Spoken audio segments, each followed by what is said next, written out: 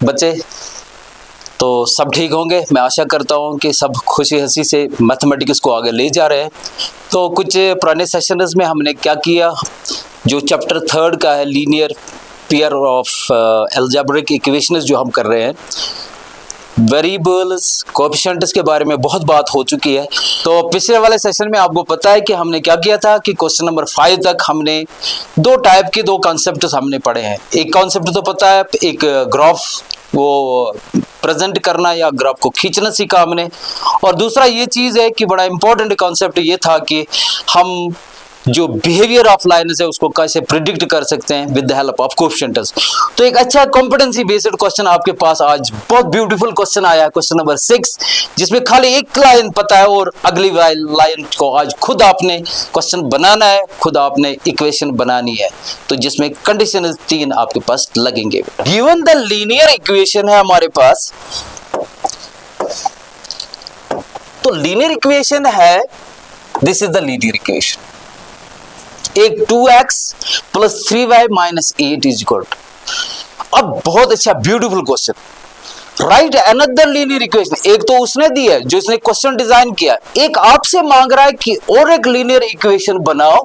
ये कह रहा है राइट अनदर लीनियर इक्वेशन। और फिर कैसी इक्वेशन होनी चाहिए इन 2 वेरिएबल्स, वो तो हम कर ही रहे हैं। Such that the geometrical representation so formed is, ये आपके पास। अब देखो बच्चे कैसा है, कितना अच्छा और ब्यूटीफुल क्वेश्चन है। एक इक्वेशन आपके पास है 2x plus 3y minus 8 is equal to 0। ये तो गिवन है, ये तो उसने दे दिए। वहां से आपको एक और इक्वेशन खुद बनानी पड़ेगी ताकि इन दो का सॉल्यूशन है, उन दो की जो ग्राफिकल रिप्रेजेंटेशन होगी वो होनी चाहिए इंटरसेक्टिंग लाइंस। तो इंटरसेक्टिंग लाइंस पता है यूनिक का कह रही है, एक यूनिक सॉल्यूशन हो। एक यूनिक सॉल्यूशन किसको कहते हैं, जब दो लाइनें आपस में कटती है। अब हमें पता है कैसे कब कटती है, इसके लिए हम कैसे प्रिडिक्ट कर सकते हैं, इसके लिए नेचर ऑफ सॉल्यूशन कैसा होना चाहिए। सो आपको पता है इंटरसेक्टिंग लाइन में क्या होता है। सो इंटरसेक्टिंग लाइन तब होती है when a1 by a2 is not equal to b1 by b2। इसका मतलब जो a1 और a2 मीन्स जो दूसरी इक्वेशन आप खुद बनाते हो उसका रेशो होना नहीं चाहिए बराबर b1 एंड b2 का। क्या a1 आपके पास है? यस, a1 is 2, वो तो पहली इक्वेशन आपके पास है। a1 is 2, what is b1 here? b1 is 3 and what is c1 here? minus 8। Focus हमारा खाली दो चीजों पर है, दो कोएफिशिएंट्स पे है।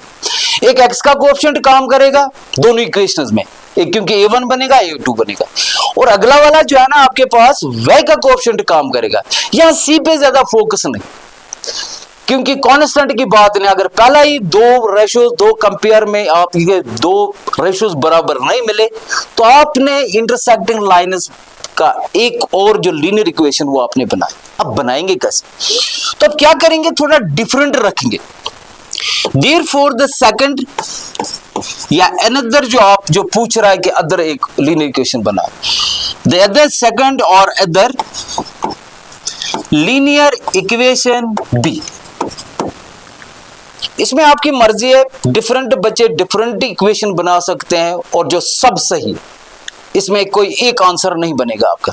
फॉर एग्जांपल हमने क्या किया, ये एक इक्वेशन, अगली वाला मैं बना रहा हूं, कैसे बनाऊंगा देख लीजिए, थोड़ा डिफरेंट करना है।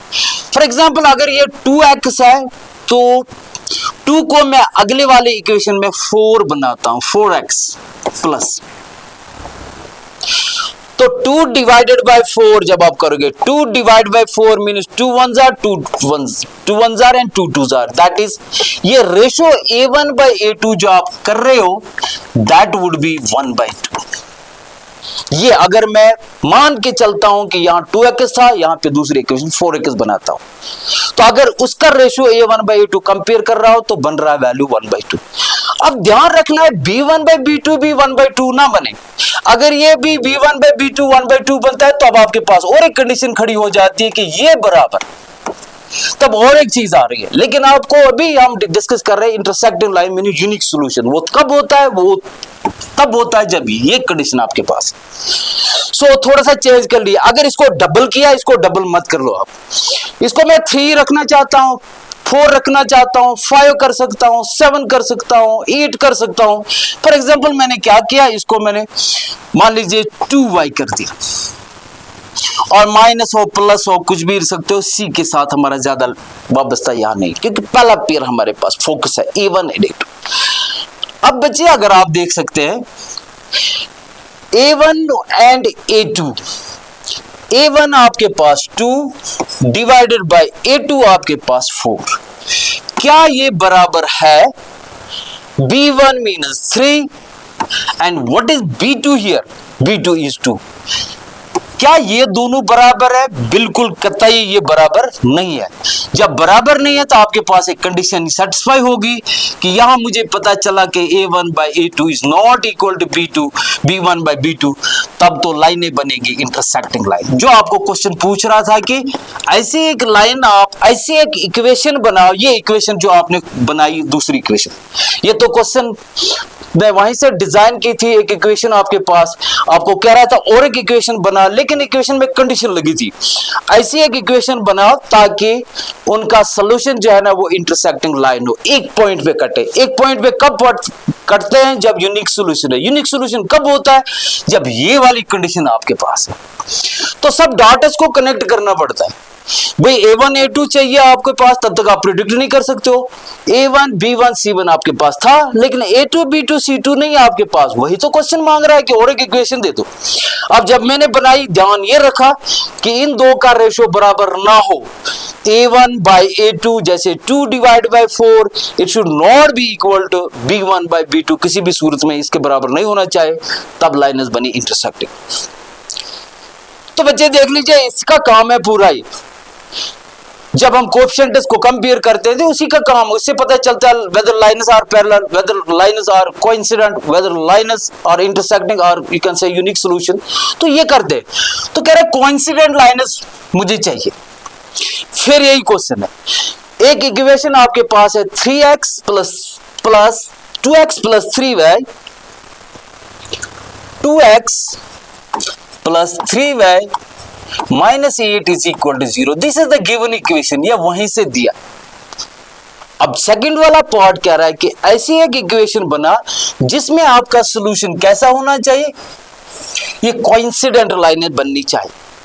तो यहां पर हम रखेंगे कि मेरे पास ऐसी और एक बननी चाहिए कि जिसका सॉल्यूशन है कोइंसिडेंट लाइन्स, ज्योग्राफिकल रिप्रेजेंटेशन इसकी है। तो पहले ये तो देखें जो हमने प्रीवियस क्लासेस में, प्रीवियस सेशंस में सीखा है कि कोइंसिडेंट लाइन्स कब होती हैं, जब जिसको हम कहते हैं इन्फिनिटी मैनी सॉल्यूशंस है, एक लाइन और इसी पर और एक लाइन। और ये कब होता है?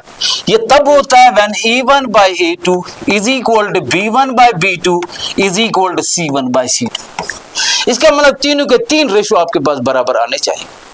तो आप कोई भी इक्वेशन बना सकते हो। ये गिवन इक्वेशन है, आप सेकंड इक्वेशन बना सकते हो। कैसे? फॉर एग्जाम्पल अगर इसको डबल करें या ट्रिपल मान लीजिए करते, 2 3s are 6x, जो इधर कर रहे हैं इसको भी ट्रिपल कर लो, 3 3s are 9, और इसको भी 3 8s are 24 is equal to 0। सबको सेम इफेक्ट हमने दे दिया।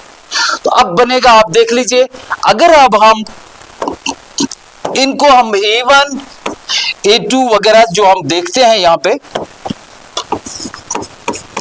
A1 आपके पास 2, B1 आपके पास 3, C1 आपके पास -8।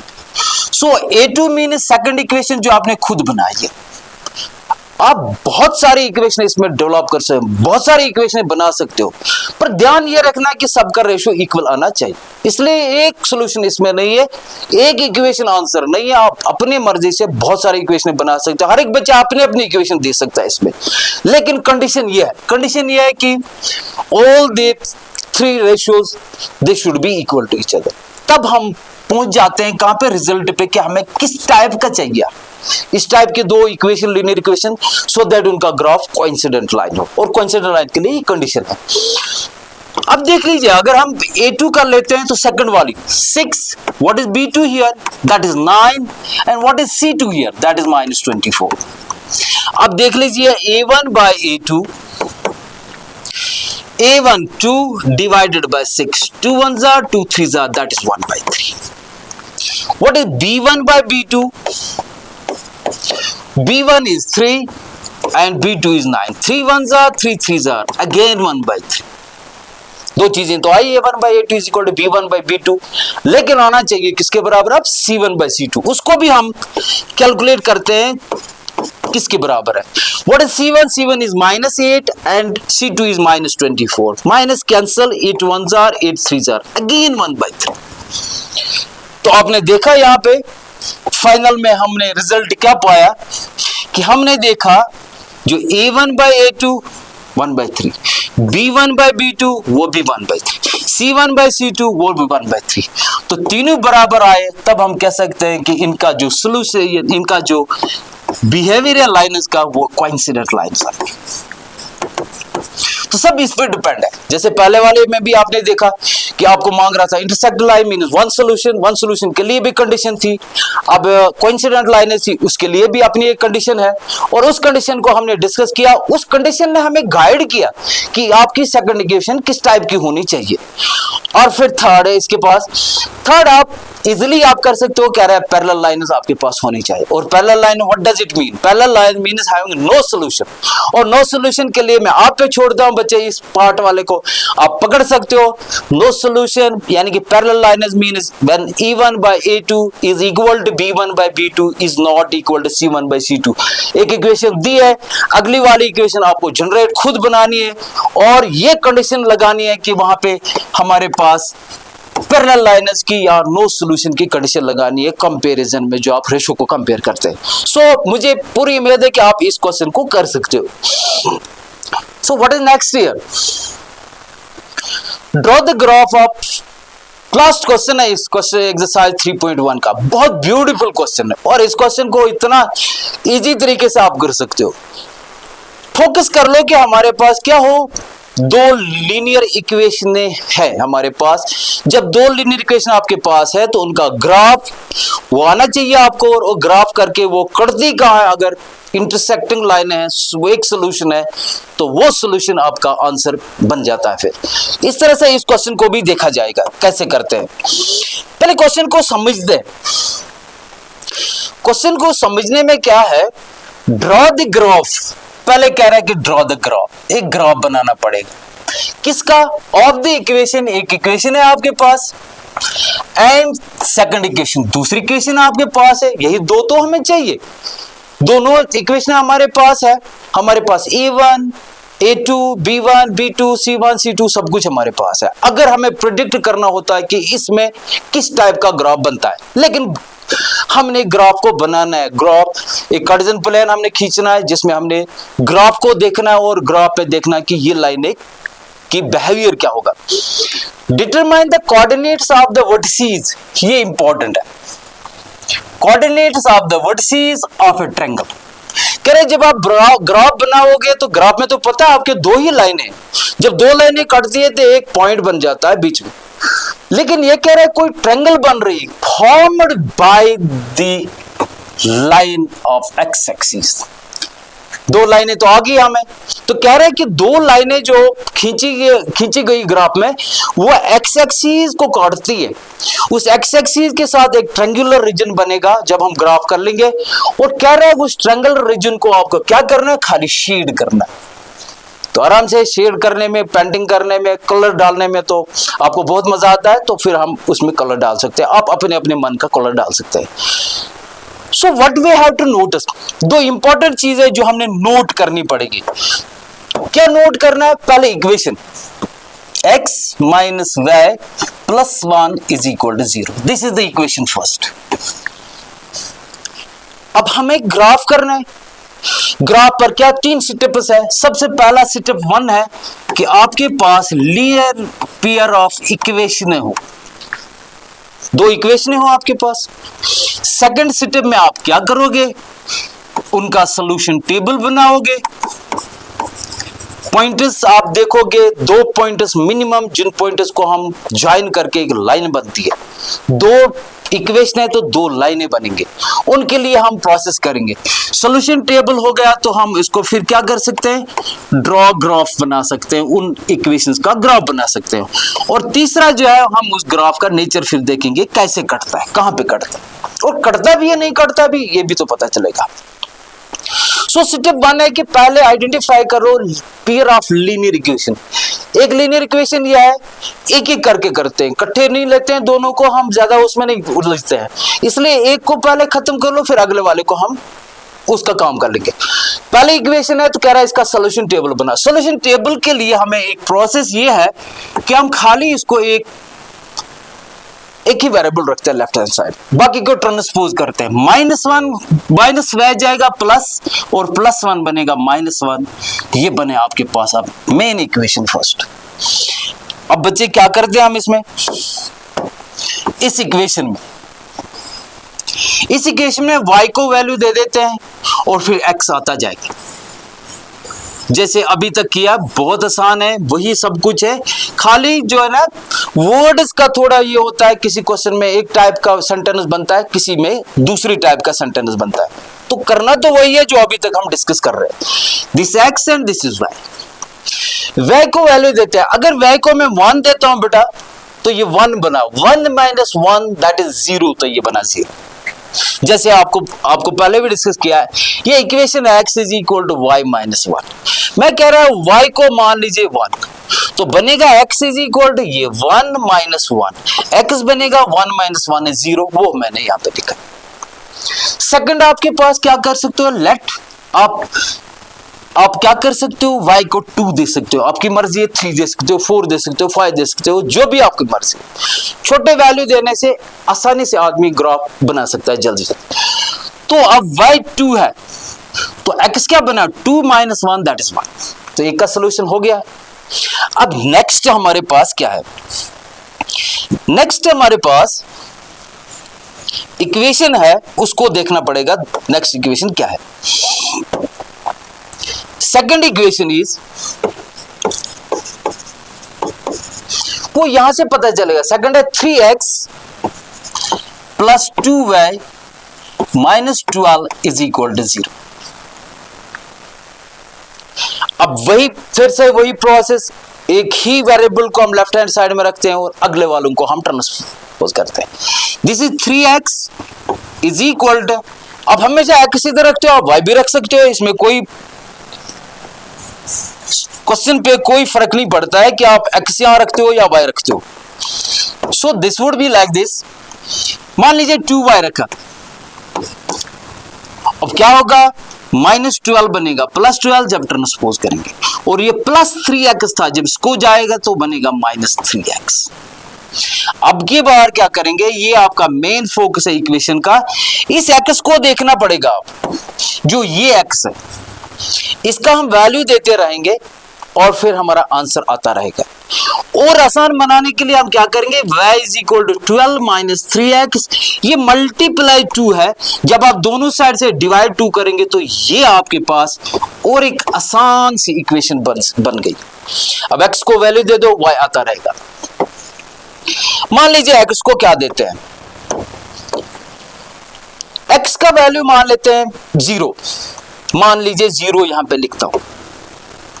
जब भी 0 से मल्टीप्लाई किसी भी नंबर को करते हैं तो अल्टीमेटली 3 zeros बनेगा 0। तो हम लिखेंगे यहां solution table, this is x and this is y। अब किसको दे रहे हो, पहले x को दे रहे हो, मैं मान के चलता हूं कि x 0 है, जब ये 0 बना 3 zeros बना 0, तो 12 में से 0 माइनस कर लो, बना 12। अब भी डिवाइड बाय 2 है, 12 डिवाइडेड बाय 2 मींस 6, ये बना आपके पास 6। थोड़ा इसको देख लेते हैं कैसे मैंने किया। ये इक्वेशन है y = 12 - 3 × x। x को मैंने मान दिया 0, तो डिवाइडेड बाय 2 है, फिर क्या 12 - 3 zeros 0 डिवाइड बाय 2, ये y = 12 में 0 तो 12 डिवाइड बाय 2, 2 6 12, तो ये 6 आपके पास वैल्यू आ जाए। और एक वैल्यू ट्राई कर लेते हैं, थोड़ी सी स्पेस को साफ करता हूं। तो बताइए आपके पास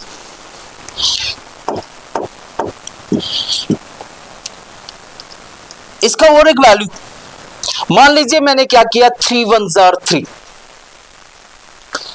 3 1s are 3 या 3 2s are 6, 2 दे देता हूं x को। 1 भी कर सकते, 3 1s are 3, 12 में 3 तो बचेगा 9 डिवाइडेड बाई 2, अब 9 डिवाइडेड बाई 2 बचेगा, दैट इज 4.5। कर तो सकते हैं ग्राफ पे, तो आप इसको भी रिप्रेजेंट कर सकते हैं, लेकिन थोड़ा डिफिकल्ट है करने में। आपको 2 4 6 8 1 2 3 4 जितने नेचुरल नंबर पॉजिटिव या नेगेटिव जितने भी हैं उनको आराम से आप दिखा सकते हो, क्योंकि के हिस्से नहीं बने। यहाँ पे मीन है 4.5, तो आपके पॉइंट वाली स्केल लेनी पड़ेगी, तो वहां पे कुछ और है और यहाँ पे कुछ पॉइंट्स वाली स्केल आप ले रहे हो। तो दैट इज वाई मैं सजेस्ट करता हूं कि ऐसे वैल्यू लो जो आपको परेशान ना करें बच्चे। तो इसलिए मैंने क्या किया कि इसको 2 मान लिया। अगर इसको 2 मानते हैं तो जब मल्टीप्लाई करेंगे इसको 3 2s are बनेगा 6। अल्टीमेटली 12 में से 6 गया तो बचा 6, और अभी भी डिवाइड बाय 2 है, 2 3s are 6, तो इसका मतलब y का वैल्यू जो आया वो आपके पास 3 आया। तो हमारे पास टारगेट ये थे तीन स्टेप से। नंबर 1, पहले आइडेंटिफाई करो क्या आपके पास पेयर ऑफ लीनियर इक्वेशन है, वो दिया है। दूसरा प्रोसेस ये था कि अलग अलग करके उनके सॉल्यूशंस निकालो, वो भी हो गया। अब तीसरा कह रहा है ग्राफ बना, लेकिन इंपॉर्टेंट ये चीज है कि वो ग्राफ एक्स एक्सिस को दोनों लाइनें कहां काटती है, एक रीजन बनेगा, एक हिस्सा बनेगा, उस हिस्से को हमने, एक ट्रायंगुलर रीजन को हमने आइडेंटिफाई करना है और उसको हमने फिर कलर देना है। So the graph is like this. इस ग्राफ का इक्वेशन जो आपके पास पहले इक्वेशन थी x minus y plus 1 is equal to 0, उसके सोल्यूशन बनाए, और अगला 3x plus 2y minus 12 is equal to 0। ये दो इक्वेशन जो आपके पास गिवन थे। तो सोल्यूशन जो आपके पास है, सोल्यूशन पॉइंटर्स देख लीजिए आपके पास क्या क्या है। 0 1 1 2, 0 1 1 2, 0 1 एंड 1 2 एक इक्वेशन का, और अगले वाले का आपके पास क्या है, दिस इज 0 6 2 3, 0 6 2 3। इनको हम यहां पे हम ड्रॉ कर सकते हैं। 0 1 मीन्स x का वैल्यू 0, जो बार बार हम कहते हैं पहला वाला रिप्रेजेंट x को करता है और ये वाला y को। तो जनरलाइज यही है बेटा कि इसमें जब कोऑर्डिनेट्स आप देखते हो तो पहला वाला x, अगला वाला y आपके पास। अगर इसको आपको कहा जाए इसमें x का वैल्यू क्या है तो आप कहेंगे सर 2 है, इसका वैल्यू क्या है y का वैल्यू, तो आप कहेंगे 3 है। ये माइनस भी हो सकता है, प्लस भी हो सकता है, कुछ भी हो सकता है, लेकिन पहला फॉर्मेट ये कि पहले x को हम रिप्रेजेंट करते हैं और फिर यहाँ y को रिप्रेजेंट करते हैं। अब x 0 मीन्स ये ओरिजिन आपके पास है, ये वाला पॉइंट 0 0। आपको ना दाएं जाना है ना बाएं जाना है, यही रुकना है। और फिर y डायरेक्ट करता है कि ऊपर जाना है कि नीचे जाना है। y कह रहा है +1, तो +1 हम यहां पूछे, एक पॉइंट हो गया। अगले वाला आपके पास 1 2 मीन्स +1x यहां पहुंचे, ये 1, और y कह रहा है 2 स्टेप्स ऊपर चले जा, 2 स्टेप्स ऊपर चले गए। ये जब हम इस दो पॉइंट्स को हम लंबा करके और इनको कनेक्ट करते हैं, एक लंबी सी एक स्ट्रेट लाइन बनती है इस वाली इक्वेशन की, जो ये सॉल्यूशन पॉइंट से हमने इक्वेशन बनाई। और दूसरी जो है ना 0 6 आपके पास मीन्स x फिर 0 और y 6, x 0 ये रहा, y 6 मीन्स ये पॉइंट, और x2 y3, x2 लिया यहाँ पे 2 स्टेप्स राइट साइड में और y3 रहा ये स्टेप। अब ये दो फिर बने दो पॉइंट्स को जब हमने मिलाया, एक्सटेंड करके एक स्ट्रेट लाइन बनी है और एक ग्राफ की, जो इसकी इक्वेशन ये है। अब देखो वो वाला आइडेंटिफाई कर लो जो क्वेश्चन पूछ रहा था हमें कि भाई आपको क्या करना है कि जो ये दो लाइनें आए ये एक्स एक्सिस को कटती है और एक्स एक्सिस के साथ जो कटती है एक ट्रायंगुलर रीजन बनता है, जो ये ट्रायंगल बनी है, कह रहा है उसको शेड कर लो। तो बहुत क्वेश्चन इजी है। अब इसके बाद खाली आप जो मन करे आपको कलर करना है, पहले आइडेंटिफाई कर लो। एक्स एक्सिस तो ये आपके पास चल रही है, क्या ये दिख रहा है आपको कि थोड़ा सा एक ट्रायंगुलर रीजन बन गया है? ये दो लाइन से एक लाइन ये आई, एक लाइन ये आई और ये अपनी एक्स एक्सिस। तो अंदर वाला जो रीजन है आप अपने मन से इसको कोई भी कलर कर सकते हैं। ये था क्वेश्चन जो आपसे पूछ रहा था कि भाई आप दो लाइनों का ग्राफ बनाओ और जो अंदर एक्स एक्सिस के साथ वो कटती है एक ट्रायंगुलर रीजन बनेगा। उस ट्रायंगुलर रीजन को आपको क्या करना पड़ेगा, आपको इसको शेड करना पड़ेगा। तो शेड में आपका कोई भी जो मनपसंद कलर है उसको आप डाल सकते हो और इसके अच्छी एक खूबसूरत सा रीजन बना सकते हो। तो ग्रेट, आपकी एक्सरसाइज कंक्लूड हुई और खत्म हुआ। अब आपके लिए एक क्वेश्चन है हमारे पास, हम देखते हैं कि और अपने आप को भी आप सेल्फ असेसमेंट खुद चेक कर सकते हैं कि मेरी अंडरस्टैंडिंग 3.1 में कितनी हुई। तो क्वेश्चन है, will the rails cross each other. दो ट्रेन चलती है, एक ट्रेन की इक्वेशन ये आपके पास है x + 2y - 4 और दूसरी इक्वेशन ये है। मान लीजिए हमने मान के चलते ये दो ट्रेन चलती है, अभी चल रही, अभी नहीं पता है कि कहीं मिलेंगे कि नहीं मिलेंगे। तो लेकिन दो इक्वेशंस है, आपको मैं कह रहा हूं कि बताइए क्या ये दो रेल्स जो है ना, दो ट्रेन्स जो है ना कि आपस में कहीं क्रॉस होती है या नहीं होती है, कोइंसिडेंट है, यूनिक सॉल्यूशन है, नो सॉल्यूशन है, जो भी है। तो इसमें आप देख लीजिए, ये आपके लिए क्वेश्चन है, ये आपको कनेक्ट करेगा आपके पास कितनी अंडरस्टैंडिंग 3.1 की रह गई। सो बच्चे, this was all about this 3.1। So keep smiling and keep learning. Thank you, God bless you all.